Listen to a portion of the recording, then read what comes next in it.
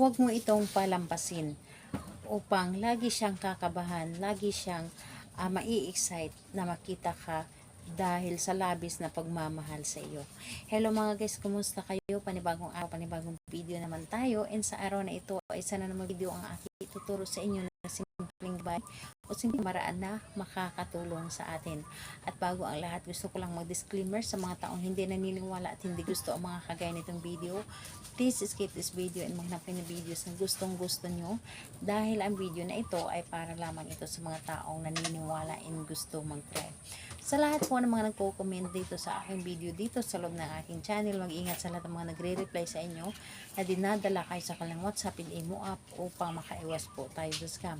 Ngayon po ituturo ko sa inyo paano siya laging kakabahan, paano siya laging may-excite na makita ka dahil sa sobrang pagmamahal nito sa iyo. Ito ay pwedeng gawin sa parehasang kasarian, babae ito babae and lalaki ito lalaki, and syempre naman sa ating babae at lalaki na mag-partner. And dito po is kailangan natin ng ating gagamitin upang magawa natin ito. Kailangan mo lamang dito maghanda ng isang kandila. Pwedeng pula, pwedeng pink or puti, pero mas maganda na pink or pula ang inyong gagamitin. So ayun po, pwedeng bago, pwedeng gamit na, basta ito ay kandila. And kailangan din natin dito ng ating panulat, pin po or karayom. So ayun, ito lamang ang ating dapat na ihanda.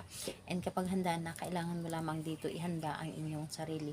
Lagi ko naman sinasabi sa inyo na kapag gagawa kayo ng isang bagay or gagawa kayo ng mga rituals na inyong gagawin, ay dapat ay naniniwala kayo sa isang bagay na dapat ninyong gawin, dahil kailangan natin dito ang tiwala at paniniwala sa inyong dapat na gawin.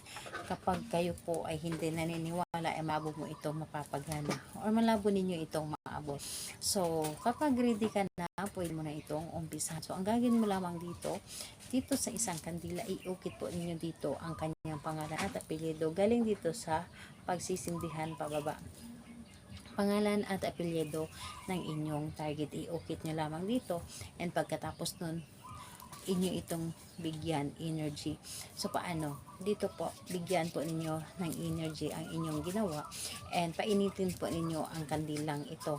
So ayun po, kapag mainit na, pakiramdam nyo na mainit na ang kandila sa inyong rarab nito, ang gagawin po ninyo is sindihan ang kandilang ito at humiling ka. Kapag nasindihan mo na ito, humiling ka lamang. Humiling ka sa pamamagitan nito. Ikaw ay laging mai-excite na makita ako. Lagi ka mai-excite na kausapin ako. Kakabahan ka kapag hindi mo ako makikita. Gustuhin mo na lagi mo ako makasama, makikita. Gustuhin mo na ako lamang ang laging katabi mo or makausap. So lahat-lahat na sabihin mo na dito, humiling ka lamang ng galing sa inyong puso, at lahat ay puro positive ang inyong dapat na hilingin. Huwag na huwag ninyong hayaan na magiging negative or humiling kayo ng negative dito. Dapat po ay lahat po ay positive ang inyong dapat hilingin. Kapag tayo ay gumawa ng isang bagay, dapat positive tayong tao at huwag nating hayaan na magiging negative tayo. So ayun po, maniwala ka lamang sa inyong mga ginagawa, ito ay magsasucceed. So ayun po, gawin ito sa kahit anong araw at oras, pero mas i-recommend ko sa inyo ang gabi. Kahit anong oras sa gabi, basta ito ay gabi. Lalo na kapag tahimik na ang paligid, dahil yan po ang pinaka-the best na gumawa ka ng ritual. Kapag tahimik ang paligid, dahil mas mabilis tayo mapapakinggan ng universe. So ayun po, salamat po sa inyo. Bye bye everyone. God bless us all.